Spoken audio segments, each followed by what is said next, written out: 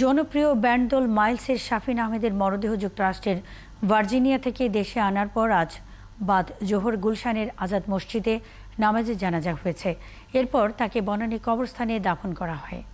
২০ জুলাই যুক্তরাষ্ট্রের ভার্জিনিয়ায় মাইলসের একটি কনসার্টে যোগ দেওয়ার কথা ছিল শাফিন আহমেদের। তবে অনুষ্ঠানের আগের দিন তিনি হঠাৎ অসুস্থ হয়ে পড়লে হাসপাতালে ভর্তি করানো হয় তাঁকে। পরে অবস্থার অবনতি হলে এক পর্যায়ে লাইফ সাপোর্টে নিয়ে যাওয়া হয় শাফিন আহমেদকে। ২৫ জুলাই বাংলাদেশ সময় ভোর ৬টায় ভার্জিনিয়ার একটি হাসপাতালে তাঁর মৃত্যু হয়। ২৬ জুলাই শুক্রবার যুক্তরাষ্ট্র সময় দুপুর ২টা ৩০ ভার্জিনিয়ার দার আল নূর ইসলামিক সেন্টারে শাফিন আহমেদের প্রথম নামাজে জানাজা হয়।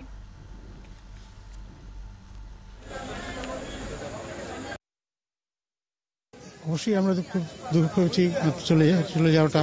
লেজেন্ড অবশ্যই, এবং একজন আমাদের ইন্ডাস্ট্রিতে অপূরণীয় ক্ষতি, বিশাল বড় ক্ষতিটা অপূরণীয়।